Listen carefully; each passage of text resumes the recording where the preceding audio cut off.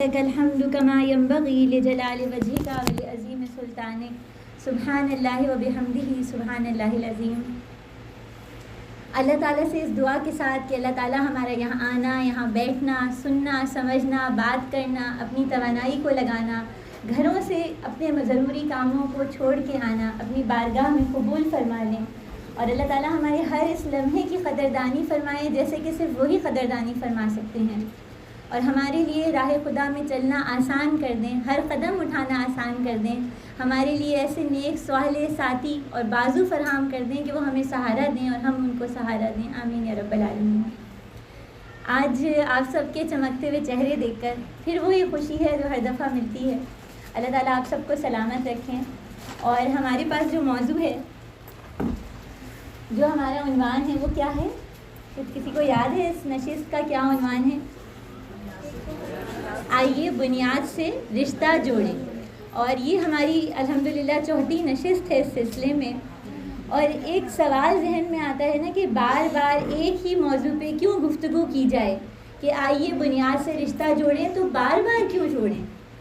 ہم قرآن مجید میں دیکھتے ہیں کہ اللہ تعالیٰ حضرت آدم علیہ السلام کی کہانی کا کئی دفعہ تذکرہ کرتے ہیں، تقریباً 7 مقامات پہ اللہ تعالیٰ حضرت آدم علیہ السلام اور پھر شیطان سے جو ان کا معاملہ ہوتا ہے، کس طرح اللہ تعالیٰ فرشتوں کو حکم دیتے ہیں اور وہ سجدہ ریز ہو جاتے ہیں، اور شیطان انکار کرتا ہے اور اس انکار کی وجہ سے اللہ کی بارگاہ میں ناپسندیدہ ٹھہرتا ہے، اپنے تکبر کی بنا پہ اللہ تعالیٰ اس کا بار بار تذکرہ کرتے ہیں۔ اور صرف قصہ آدم و ابلیس ہی نہیں، قرآن مجید میں ہم دیکھتے ہیں سورہ فاتحہ سے لے کر سورہ ناس تک اللہ تعالیٰ ہمارے سامنے آغاز انسانیت حضرت آدم علیہ السلام کا تذکرہ بار بار ہم سب کی پیدائش کے حوالے سے یوں بھی کرتے ہیں کہ کبھی بتاتے ہیں مٹی کا ایک پوتلا ہے، کبھی بتاتے ہیں ایک جمع ہوا خون کا خطرہ ہے، کبھی تھلتھلاتا ہوا پانی ہے۔ وجہ کیا ہے کہ جب انسان کو یہ یاد رہے کہ کہاں سے میرا آغاز ہوا تھا، کہاں سے میں اوریجنیٹ ہوا تھا، کس مقصد کے تحت بنایا گیا تھا، تو پھر جو انسان کے اندر نسیان ہے، بھول جانے کا مرض ہے، اس کا علاج ہی یہ ہے کہ بار بار اعادہ کیا جائے، ریوائز کیا جائے، ریپیٹ کیا جائے۔ اور ہماری یہ نشست بھی اسی بات کی ریپیٹیشن ہے کہ ہم سب کے جو بہت سے تعلق ہیں، ہم سب خواتین ہیں، ہم سب مسلمان خواتین ہیں، ہم سب جو ہے وہ یعنی ایک اردو زبان سے محبت رکھنے والی ایک ایسے خطہ زمین کے حصے سے ہیں جہاں پہ اردو زبان بولی اور سمجھی جاتی ہے، چاہے ہم پاکستان سے ہوں یا انڈیا سے ہوں۔ لیکن ان تعلق کی ڈوریوں میں ایک اور ڈوری جس کی بنا پہ ہم یہاں جمع ہیں، وہ جماعت اسلامی ہے۔ ہم جماعت اسلامی سے وابستہ ہیں، اور یہ بار بار اس بات کا اعادہ یا اس کو ریپیٹ کرنا یا اس کو ریوائز کرنا اور اس کے مقاصد کو دہرانا اس لیے ہے کہ اگر ہم نسیان کا شکار ہو گئے ہیں، ہم بھول گئے ہیں کہ ہم جماعت سے کیوں جڑے تھے یا جماعت کو کیوں بنایا گیا تھا، اتنی ساری مختلف آرگنائزیشن، ادارے، تنظیمیں، تحریکیں کام کر رہی تھیں، اس میں ایک اور جماعت اسلامی کی کیا ضرورت تھی، اس ساری چیزوں میں ہم دوبارہ جا کے ماضی کے جھروکوں میں جھانکیں اور دیکھیں کہ جماعت اس لیے بنی تھی، اور اس مقصد سے آج ہم سب انفرادی سطح پہ اور اجتماعی سطح پہ کہاں کہاں جڑے ہیں اور کہاں کہاں اس مقصد کو بھول گئے۔ تو پھر آئیے بنیاد سے رشتہ جوڑتے ہیں، اپنی اصل کی طرف لوٹتے ہیں، اور موضوع پہ جو جانے سے پہلے میں آپ کے سامنے ایک واقعہ رکھتی ہوں، اور واقعہ کہہ لیجئے، کہانی کہہ لیجئے، سچی بات ہے، اور ہو سکتا ہے آپ سب کے کانوں سے گزری ہو، کچھ ہی عرصہ ہوا ہے، پرانی نہیں، نئی نویلی بات ہے۔ سیلاب آیا ہے پاکستان میں اور انڈیا میں بھی، اور آپ نے اس سب کا دیکھا بھی ہوگا، بادلوں کا پھٹنا اور بستیوں کا مٹ جانا، پہاڑوں کا ریزہ ریزہ ہو جانا۔ اللہ کی قدرت اور اللہ کی شان کا ہم سب نے معائنہ کیا، اور ہم سب دل میں حیران اور پریشان بھی ہو گئے نا کہ کیا انسان پل بھر میں اس کی زندگیاں کیسے ختم ہو جا سکتی ہیں۔ اور ہم یہاں بیٹھے ہیں، لیکن کچھ لوگ ان علاقوں میں موجود ہیں جہاں پہ سیلاب آیا، لوگ بے گھر ہو گئے، نہ صرف ان کی چھتیں چھن گئیں، ان کا سارا کچھ، ان کے کھیت کھلیان، ان کی روزی روٹی چھن گئی، وہ رشتوں کو بھی بھول گئے، یعنی سب کچھ ان کی زندگیاں جہاں تھے وہاں سے کچھ اور پہنچ گئے۔ اور جب انسانوں پہ کوئی مشکل یا پریشانی آتی ہے تو دوسرے انسانوں میں کچھ ایسے نرم دل ہوتے ہیں کہ وہ مدد کے لیے اٹھتے ہیں، ایسا ہی ایک نوجوان ہے، شاید ایسی 22-25 سال کے درمیان ہوگا، ماں کا ایک ہی بیٹا ہے اور یتیم بچہ ہے، یعنی بچپن میں والد کا انتقال ہو گیا ہے اور بہت محنت سے ماں نے اسے پروان چڑھایا ہے، اور آج جب سیلابی ریلا ان بستیوں میں داخل ہوتا ہے تو اس بچے کی ماں اس کو اجازت دے دیتی ہے، یا یہ کہہ لیجیے کہ خدمت کا جذبہ اس کے اندر حاوی آ جاتا ہے کہ وہ نہ اکھلوتے ہونے کو رکھتا ہے، نہ یہ سوچتا ہے کہ مجھے کچھ ہوا تو میری ماں کو کیا ہوگا، کچھ نہ سوچ کے وہ خدمت کے میدان میں بھوک مٹانے کے لیے اترتا ہے اور لوگوں کو کھانا پہنچاتا ہے، اور کھانا پہنچانے میں وہ ایک کتوں کو بھی دیکھتا ہے کہ وہ بھی بھوکے ہیں اور انہیں کھانا دیتا ہے۔ آپ لوگوں کو پتہ ہے اس کے بعد کیا ہوا ہے؟ کسی کے ذہن میں ہے؟ جی سنینا۔ اس کو ایک کتے نے کاٹ دیا۔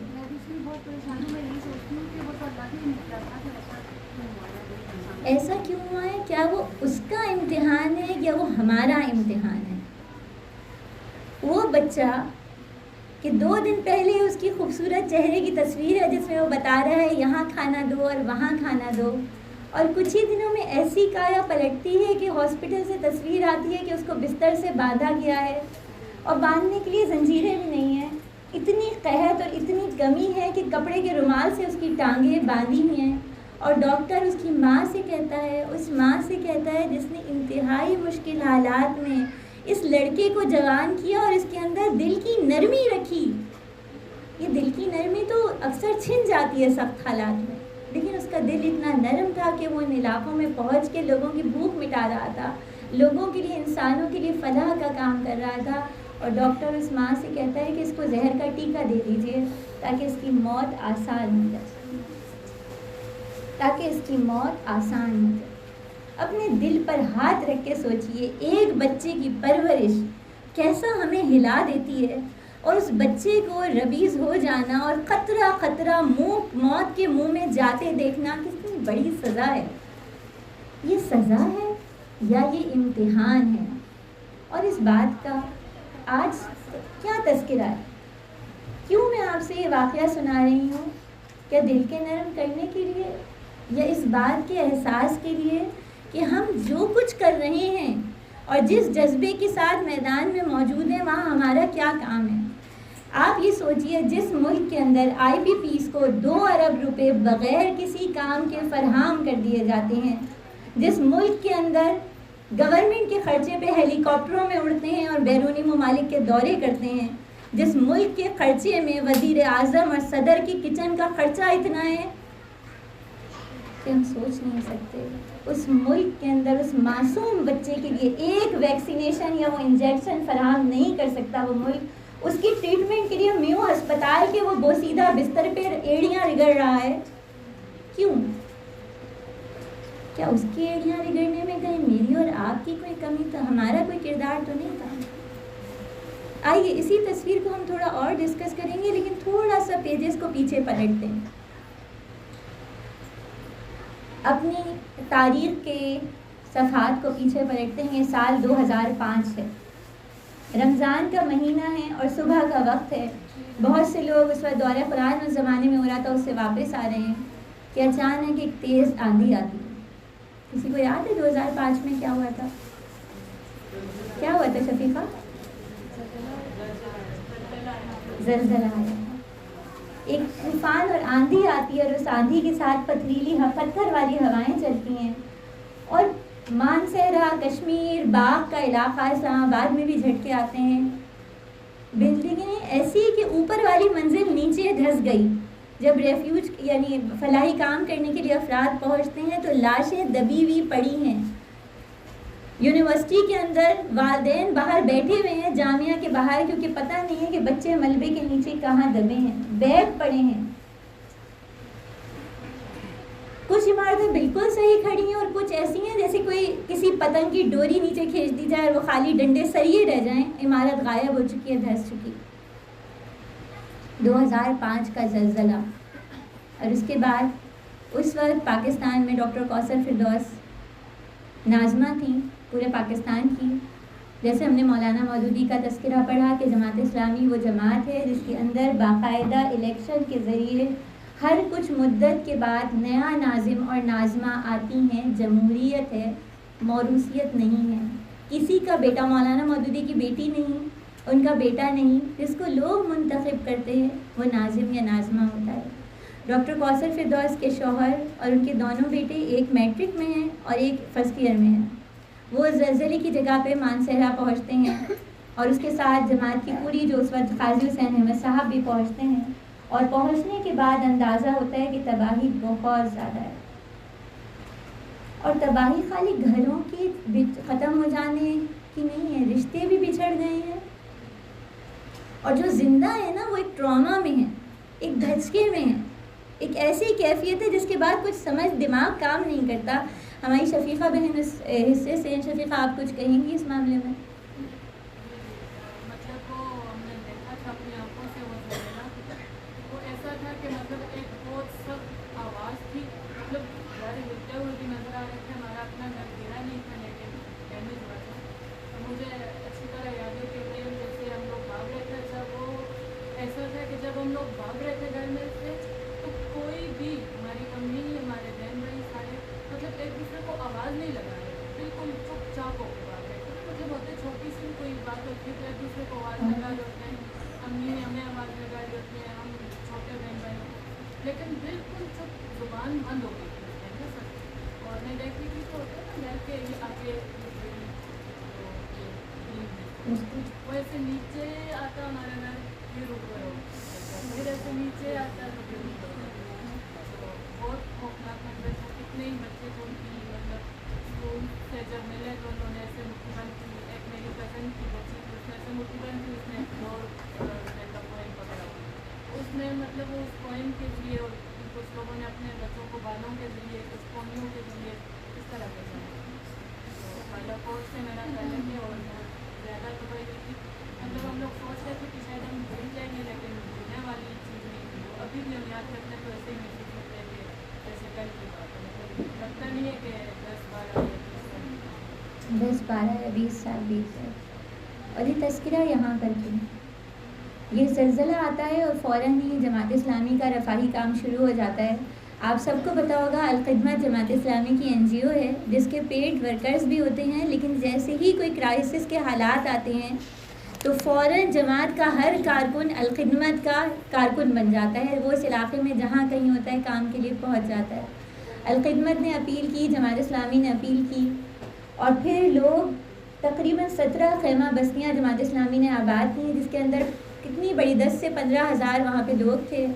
پھر ان خیمہ بستیوں میں فوراً یہ فکر ہوئی کہ ان بچوں کا، جو بچ کے آئے بچے ہیں، ان کے اسکولوں کی، ان کے تعلیم کا کیا ہوگا.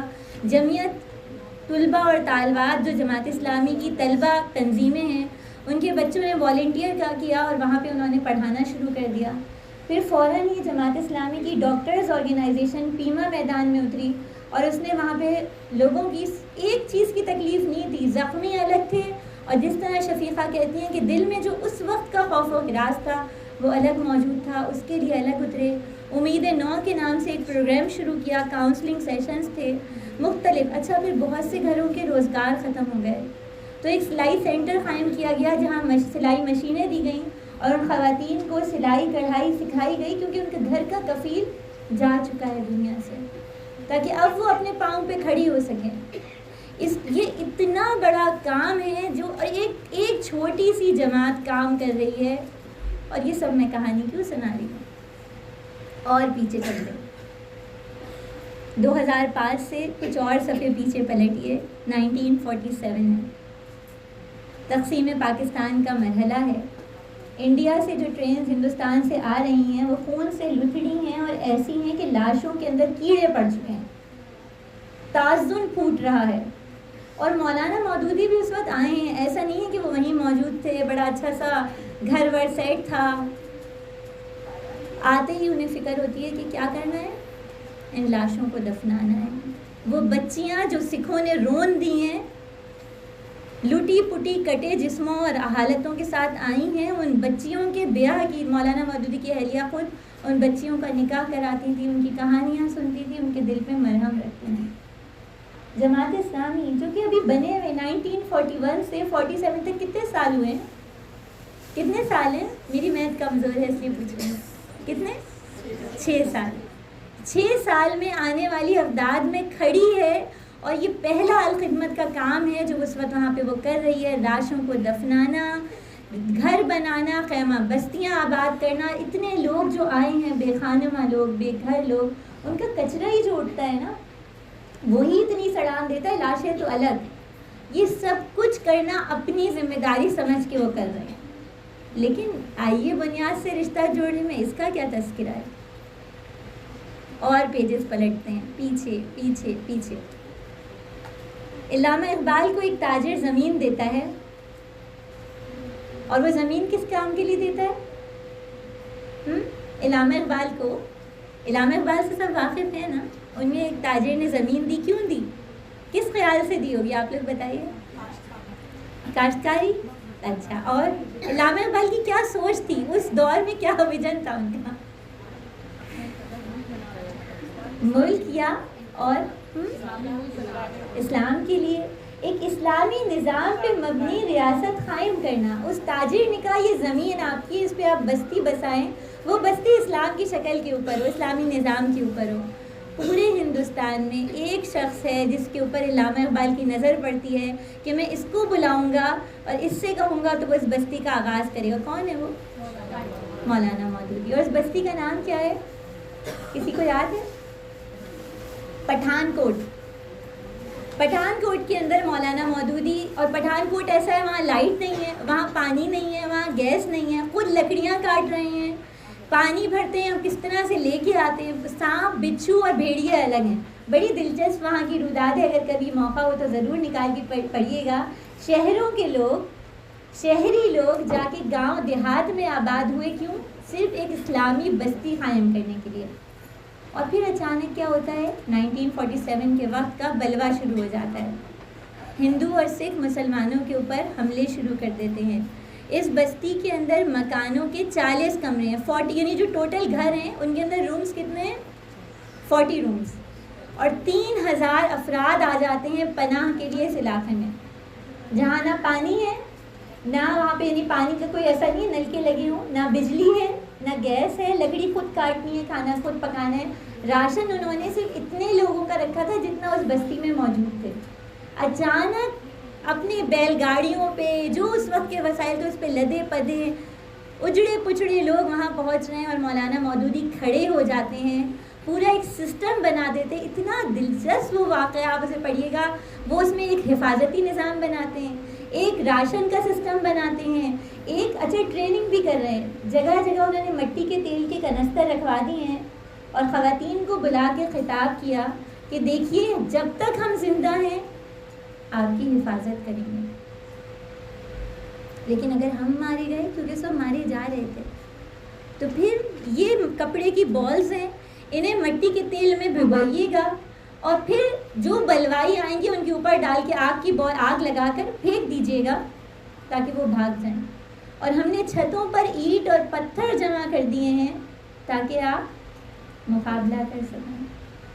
یہ کمانڈر کی سوچ ہے. اور وہ تو ایک لکھاری تھے. لکھاری تو پتہ ہے، لکھاری کہتے ہیں لکھتا ہے نا تو بس پھر اس کی ساری صلاحیتیں جو ہے اسی لکھنے میں ہی لگ جاتی ہیں. لیکن یہ انوکھا لکھاری، یہ ایک خوبصورت ذہن کہ وہ اس وقت پورے ایک اسٹیٹ کے طور پہ کام کر رہے ہیں. اس میں وہ فلاح بھی ہے، حفاظت بھی ہے، سارے سسٹم چل رہے ہیں.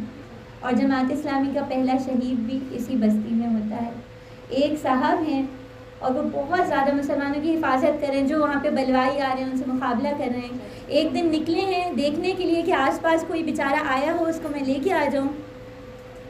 شام تک نہیں آتے. مولانا مودودی اپنے ساتھیوں کو بھیجتے ہیں کہ جاؤ دیکھو کہاں ہے وہ. ایک کھیت میں ملتے ہیں، جسم چور چور ہے. پتہ چلتا ہے 14-15 جانب سے انہیں گھیر کے خنجر مار مار کے شہید کیا گیا ہے، کیونکہ وہ حفاظت پہ نافذ تھے.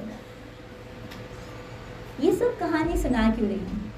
ایک کتے سے کاٹا ہوا بچہ، 2005 کا زلزلہ، 1947 کے وقت قبروں میں دفنانا، بچیوں کی دل دہی کرنے کا وہ پورا نظام، پھر پٹھان کوٹ تک پہنچ جانا اور وہاں پہ وہ پورا نظام قائم کرنا. یہ کہانی سنا کیوں رہی؟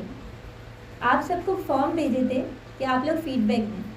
بہت سے لوگوں نے اس میں یہ کہا کہ اس بات کو واضح کریں کہ جماعت اسلامی کو الیکشن میں حصہ لینے کی ضرورت کیا ہے. یہ چاروں واقعات اس لیے نہیں صرف 4 ہیں، آپ چاہیں تو بے شمار ہیں۔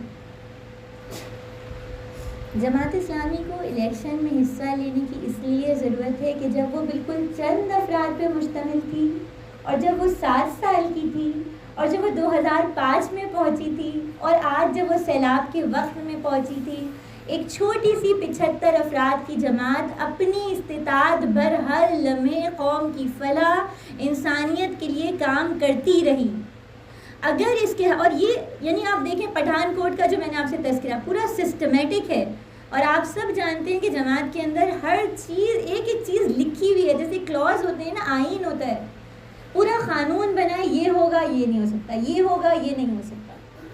تو اگر ہم سیاست کے میدان میں نہیں اتریں گے، وہ اربوں ڈالر کراچی کے صرف مردم شماری کے لیے میرے خیال میں 23 ارب کا بجٹ تھا جو گورنمنٹ کھا گئی۔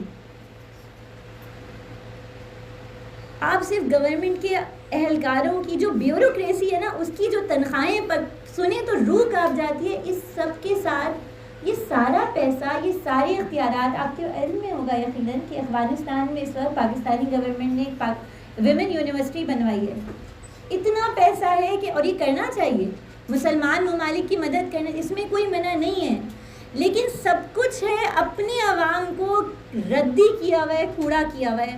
تو پھر زمام کار صرف ان اور کس کاموں میں؟ ابھی آپ نے دیکھا ہوگا کالی دیوی کا حکومت کے لیول پر فیسٹیول منعقد ہوا ہے، 2 قومی نظریے پہ بننے والے ملک کے اندر۔ آپ نے بسنت پہ ناچتے ہوئے اہلکار بھی دیکھے ہوں گے، آپ نے وہ بھی دیکھے ہوں گے جنہیں سورہ ناس اور سورہ اخلاص پڑھنی نہیں آتی۔ تو ہم رفاہی کام کریں یا میدان میں اتریں، دعوت دین کا کام کریں، لیکن آپ کا ویژن اس بارے میں بالکل واضح ہونا چاہیے کہ دعوت و تبلیغ کے کام کے لیے نظام اسلامی ہونا ایک لازمی شرط ہے۔ اللہ کے رسول صلی اللہ علیہ وآلہ وسلم نے ریاست مدینہ کا قیام کیا۔ آپ نے یہ سنا ہے نا کہ حضرت ابوبکر صدیق کے زمانے میں زکوٰۃ کیا ہوا تھا؟ زکوٰۃ کے زکوٰۃ دینے سے انکار کیا تھا۔ اور یہ پتہ ہے کہ انہوں نے زکوٰۃ دینے سے انکار کیا تھا یا حکومت اور خلافت کو دینے سے منع کیا تھا؟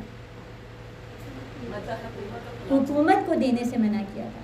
زکوٰۃ بنیادی طور پہ بیت المال کا حصہ بنتی ہے اور اس سے وہ لوگوں کے مصارف میں استعمال ہوتی ہے۔ اس وقت انہوں نے اس بات کا یہ نہیں کہا تھا کہ ہم اپنی اپنی زکوٰۃ نہیں نکالیں گے، لیکن حضرت ابوبکر صدیق اٹھے اور انہوں نے کہا کہ رسی بھی جو تم دیتے تھے وہ تم سے لوں گا میں۔ کیوں؟ کیونکہ وہ زکوٰۃ کا نظام ریاست اسلامی بنیاد پہ ہوگی تو زکوٰۃ کا نظام ہوگا۔ آج آپ کا تو ٹیکس، ہمارے ٹیکس کا کیا حال ہے؟ آپ دیکھیے اس وقت عبرت کا مقام ہے کہ جو ٹیکس پاکستان میں عوام دے رہے ہیں، اس کے بعد پاکستان کا تعلیمی نظام اپنی تنخواہ سے لوگ بچوں کو پڑھا رہے ہیں۔ سرکاری اسکول اتنی بڑی تعداد میں، لیکن غربت نکلی ہوئی ہے۔ بات یہ ہے کہ سیاست میں آئے بغیر آپ دعوت دین کا کام بھی نہیں کر سکتے۔ دعوت دین، خالی دعوت و تبلیغ کا کام بہت لوگ کر رہے ہیں، آپ بھی کریے، لیکن آپ کا جب تک ویژن کلیئر نہیں ہوگا آپ شرمائیں گی، آپ ووٹ کی بات نہیں کر سکتی، آپ جھجکیں گی، آپ سوچیں گے بڑا یہ گندا سا کام ہے سیاست، تو بھائی دین میں سیاست کہاں ہے، ہم تو بس اللہ اللہ کرنے کے لیے بھیجے گئے ہیں۔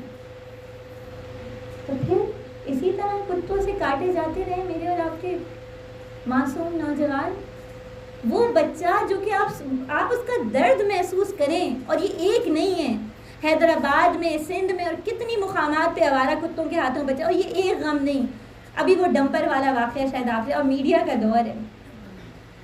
ہمارے پتہ ہے ہماری بہت بڑا چیلنج پتہ ہے کیا ہے، جس سے ہم واقف نہیں ہیں، کہ جب قیامت کے دن ہم سب اللہ رب العالمین کے سامنے کھڑے ہوں گے نا، ہماری امیاں ہوتی ہیں، ہماری دادی نانیاں ہوتی ہیں، تو بہت آرام سے کہہ سکتی تھی اللہ تعالیٰ سے، اللہ تعالیٰ مجھے تو کچھ نہیں پتا تھا۔ آپ 2025 گزار کر، جس میں میڈیا کی ایک ایک ویڈیو آپ کے سامنے آ رہی ہے، آپ اللہ تعالیٰ کے سامنے کہہ سکیں گی جب یہ چہرے آپ کے دامن پکڑ کے کھڑے ہوں گے کہ اللہ یہ کسی ایک تحریک سے وابستہ تھی، ایک ویژن کو لے کے جڑی تھی، لیکن اس نے آدھا ادھورا ہی کام کیا، اپنے آپ کو بچا بچا کے رکھا. وہ ڈمپر کے ہاتھوں کچلا جانے والا بچہ جس کا باپ کہتا ہے کہ اس نے آخری جملہ کہا تھا کہ ابا مجھے بچا دو. یہ جملہ صرف اس کے لیے نہیں، قیامت کے دن میرے اور آپ کے آگے کھڑا ہو جائے گا، جو ہم یہ سکون سے بیٹھے ہیں کہ دین میں سیاست نہیں ہے اور ہم یہاں جماعت اسلامی سے اس لیے جڑے ہوئے کہ یہاں سیاسی کام نہیں ہوتا، اور ہم وہاں جا کے تو پاکستان میں بالکل اپنے آپ کو بچا کے رکھیں گے، بتائیں گے بھی نہیں کہ ہم پاکستان موو ہو گئے. ٹھیک ہے، نہ بتائیں، لیکن اپنے ووٹ کی حفاظت کر لیں. جو آپ کے آس پاس ووٹ دینے والے ہیں ان کی سوچ کو بلند کر دیں. کس کو دینا ہے؟ کس خائن کو دے رہے ہیں؟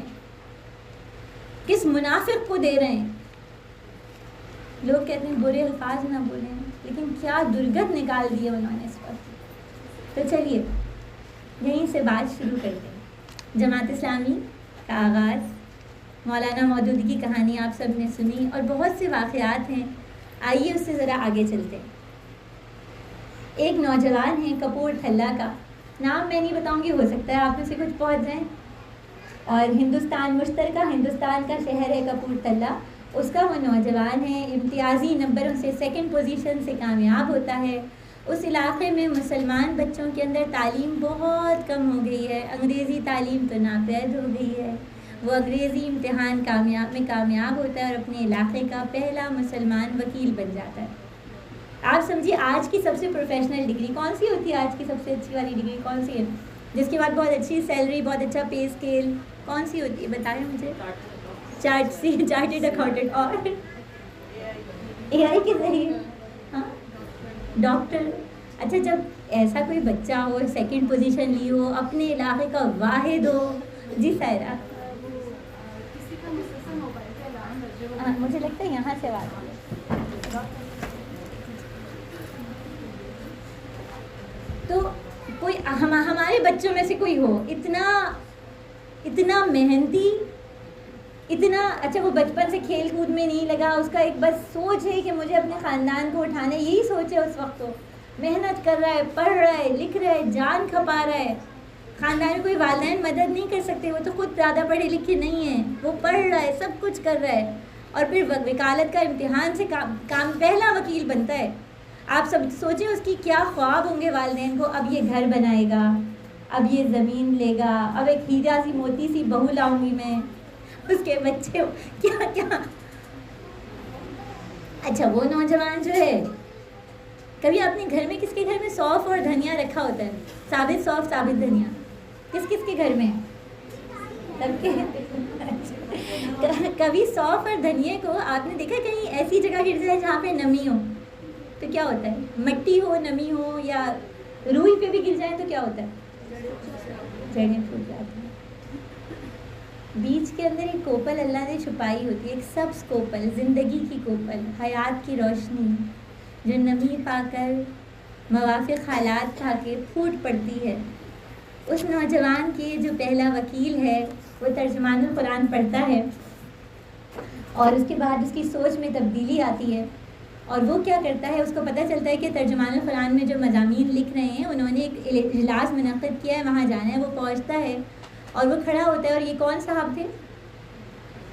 کسی کو یاد ہے؟ ہاں جی، میاں طفیل. وہ کھڑا ہوتا ہے اور بالکل ماڈرنائز ہے اس دور کے حساب سے.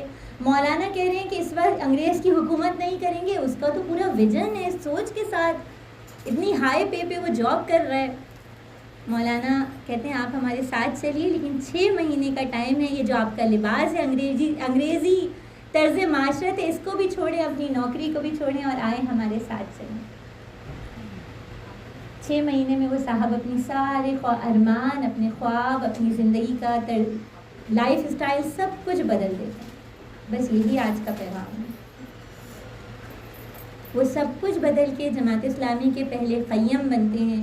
وہ شخص جو عزتوں سے نوازا گیا بھٹو دور میں. ڈان کے اندر 1973 کی ایک نیوز ہے، اس میں لکھا ہے کہ ان کی داڑھی مونڈ دی گئی ہے، جیل کے اندر داڑھی صاف کر دی گئی ہے، منہ پہ تھپڑ مارے گئے ہیں. اتنا مارا گیا ہے کہ موت کا خطرہ ہے. ڈان میں خبر شائع ہوتی ہے کہ میاں طفیل محمد شاید جیل میں ہی مار دیے جائیں. تلاشی لی جاتی ہے تو اتنے بیہودہ طریقے سے لی جاتی ہے کہ جب زندگی بھر انہوں نے بات کی تو آنکھوں میں آنسو آ گئے. وہ میاں طفیل محمد جو ہائی پے اسکیل پہ بہت اچھی جاب کر سکتے تھے، ملتان جیل میں موجود ہیں مولانا مودودی کے ساتھ، لوگ ان سے ملنے آتے ہیں، اہلیہ ملنے نہیں آتی، 18 مہینے بعد ملنے آتی ہیں، اور میاں طفیل محمد کہتے ہیں کہ جب وہ ملتی ہے تو کب کپا رہی تھی، اور کہتی ہے کہ میرے پاس پیسے نہیں تھے کہ میں ملتان تک کا سفر کرتی، اور میں کسی کے آگے ہاتھ نہیں پھیلانا چاہتی تھی، اس لیے 18 مہینے لگ گئے مجھے آپ سے ملنے میں۔ یہ شخص جو بہترین کما سکتا تھا، اور پھر اس کے بعد 90 سال کی عمر میں بینائی چلی جاتی ہے، اور کہتے ہیں الحمدللہ 90 سال دیکھ لیے میں نے، 90 سال کی عمر میں بینائی چلی جاتی ہے، اور پوچھا جاتا ہے سب سے بڑی خوشی، قرارداد مقاصد، سب سے بڑا غم، ڈھاکہ فال 1971، غم کیسے، خوشیاں کیسی؟ آخری وقت تک اپنے بیٹے کے ساتھ مسجد جاتے رہے، تراویح کی پوری 20 رکعت پڑھتے، اس کے بعد درس کے حلقے میں شامل ہوتے، کیا کر رہے تھے؟ اپنے اوپر کمپرومائز کر رہے تھے۔ آج ہمارا ایک سوال تھا آپ لوگوں سے کہ لٹریچر پڑھتے ہیں، تبدیلی کیوں نہیں آتی؟ اتنا پڑھتے ہیں، قرآن مجید بھی پڑھ رہے ہیں، یہ بھی پڑھ رہے ہیں اتنا، لیکن وہیں کے وہیں ہیں، وہی سب کچھ۔ غزہ کی ابھی ہمارے سامنے ایک بھوت کی جنگ ہے نا، یہ بیکری کے اندر بم بلاسٹ ہوتا ہے، بچے سوچتے ہیں بیکری میں بم پھٹا ہے تو روٹی ملے گی، وہاں پہنچ جاتے ہیں، روٹی چننے لگتے ہیں، ایک بچے کو ٹونا کا ٹن ملتا ہے، وہ اسے پکڑتا ہے، وہ ٹن پھٹ جاتا ہے، وہ بم تھا، دونوں ٹانگیں، ایک ہاتھ، دوسرے ہاتھ کی 3 انگلیاں، لیکن وہ میرا بچہ نہیں ہے۔ میں تو بائیکاٹ نہ خود کر سکتی ہوں، نہ اپنے بچوں سے کروا سکتی ہوں، نہ اس بات کی فکر کر سکتی ہوں کہ وہ پاکستان کے مسلمان ممالک جن کے پاس سب کچھ ہے، آپ کو پتہ ہے اس وقت یورپ میں اور امریکہ میں لوگ حیران ہیں کہ مسلمان کون سی بیماری میں مبتلا ہیں۔